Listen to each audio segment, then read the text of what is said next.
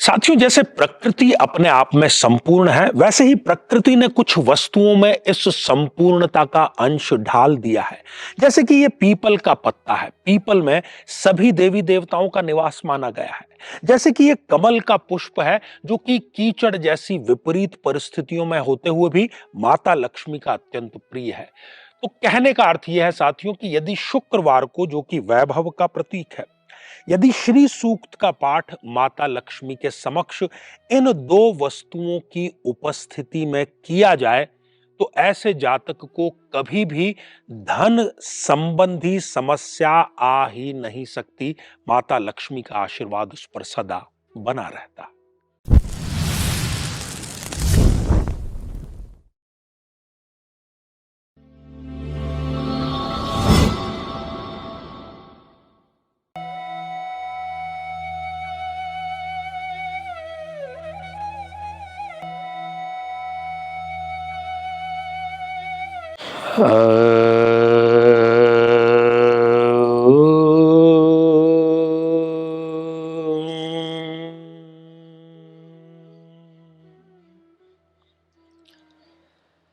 तो मेरे बहुत ही प्रिय और बेहद सम्मानित साथियों, हृदय की असीम गहराइयों से अभिनंदन, बहुत बहुत हार्दिक स्वागत। साथियों, जैसे ये प्रकृति अपने आप में संपूर्ण है, परिपूर्ण है, इसको किसी चीज की आवश्यकता नहीं, ये हमारी आवश्यकताओं की पूर्ति करती है, फिर भी अभी तक संपूर्ण है।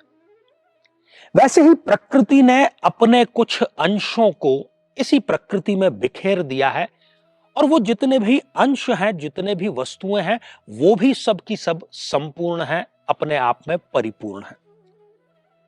तो यदि हमें संपूर्णता में किसी चीज को प्राप्त करना है, तो जाहिर सी बात है कि हमें संपूर्ण वस्तुओं का सहारा लेना होगा। साथियों, आज के इस भौतिकवादी युग में माता लक्ष्मी का आशीर्वाद सबको चाहिए, चाहिए ही होता है, बिना उसके गुजारा नहीं। चाहे हमारी जरूरतों की हमें पूर्ति करनी हो या फिर हमें अपनी इच्छाओं की पूर्ति करनी हो, दोनों में माता लक्ष्मी का आशीर्वाद हमें चाहिए, और वो भी स्थायी आशीर्वाद चाहिए, कुछ समय के लिए नहीं चाहिए। और माता लक्ष्मी का जो आशीर्वाद है, और जब हम संपूर्णता की बात करते हैं, तो आज इस प्रयोग में चार ऐसी बातें, चार ऐसी वस्तुएं जो कि अपने आप में संपूर्णता लिए हुए हैं, और वो कैसे आपकी लक्ष्मी की कमी को संपूर्णता में बदल देगी, परिवर्तित कर देगी, आइए एक आसान से प्रयोग के माध्यम से हम जानने का प्रयास करते हैं। साथियों, ये आप देख पा रहे हैं, ये एक पीपल का पत्ता है, और पीपल अपने आप में परिपूर्ण है, संपूर्ण है। क्यों? गीता में भगवान श्री कृष्ण ने स्वयं कहा है कि यदि मैं वृक्षों में कुछ हूं, तो मैं पीपल का वृक्ष हूं। और पीपल में सभी देवी देवताओं का वास माना गया है, तो जाहिर सी बात है कि विष्णु का भी इसमें वास है। और कई वैज्ञानिक भी ऐसा मानते हैं कि पीपल एक ऐसा वृक्ष है जो कि 24 घंटे हमें प्राण वायु प्रदान करता है। तो सबसे पहले आपको एक पीपल के इस प्रकार के पत्ते की आवश्यकता होगी। इसके बाद में आपको एक कमल के पुष्प की आवश्यकता होगी, और यह कमल का पुष्प माता लक्ष्मी को अत्यंत प्रिय है। मां लक्ष्मी की कोई भी साधना इस कमल के बिना लगभग हम समझ सकें तो वो अधूरी ही मानी जाएगी। और ये क्यों है परिपूर्ण? एक तो ये विपरीत परिस्थितियों में सरवाइव करता है। ये कमल है, वैभव का प्रतीक है, उगता कहां है? कीचड़ में। मैं नहीं समझता कि इससे बड़ा कोई उदाहरण हमें जीवटता का मिल सकता है। तीसरी जो बात है वो है दिन की बात। तो दिन है वो शुक्रवार का दिन, वैभव का वार है, माता लक्ष्मी का आशीर्वाद उस दिन रहता है। और चौथी जो है वो है श्री सूक्त, और श्री सूक्त माता लक्ष्मी का अत्यंत प्रिय सूक्त है। अब आपको करना क्या है कि शुक्रवार के दिन और शुक्ल पक्ष के प्रथम शुक्रवार को आपको यह करना है। आपके घर में जो भी पूजा स्थान है, या नहीं भी है प्रॉपर स्थान कोई, तो पूर्व दिशा की ओर मुख करके आपको बैठना है। माता लक्ष्मी का जो चित्र है वो आपके समक्ष होना चाहिए। एक बाजोट या थाली में, जो भी आपके पास में अवेलेबल हो, श्रद्धा और समर्पण सबसे पहले चाहिए।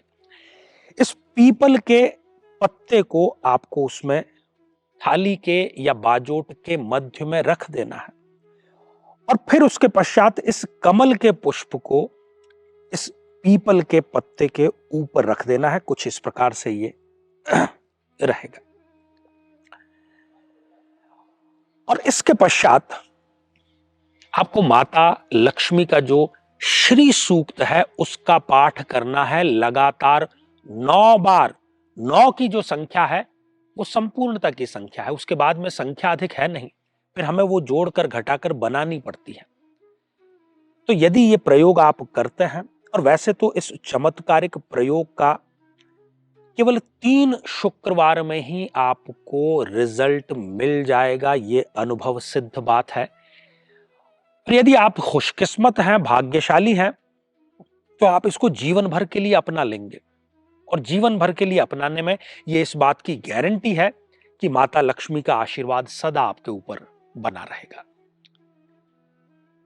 जीवन में किसी समस्या का सामना कर रहे हैं, जैसे कि शादी में देरी होना, पति पत्नी में मनमुटाव या तलाक तक की नौबत आ जाना, संतान का प्राप्त न हो पाना, नौकरी या धन प्राप्ति में बाधा आना, जीवन के प्रत्येक क्षेत्र में किसी न किसी प्रकार की बाधा आना, तो आज ही अपनी जन्म पत्रिका का संपूर्ण विश्लेषण करवाएं और पाएं समस्या से सदैव के लिए मुक्ति।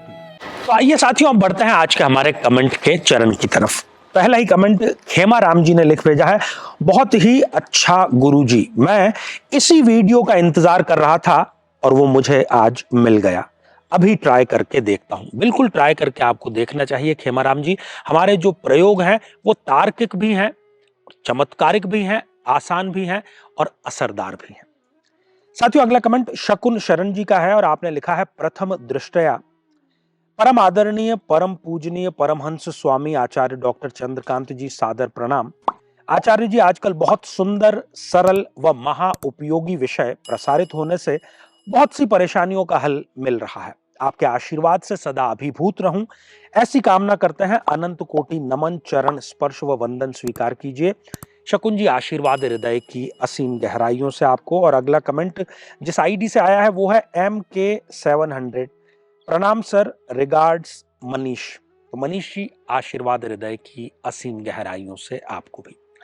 तो साथियों, आज के लिए केवल इतना ही, और इसी मंगल कामना के साथ में कि आप सभी स्वस्थ, समृद्ध और शांतिपूर्वक जीवन व्यतीत करें। नमस्कार।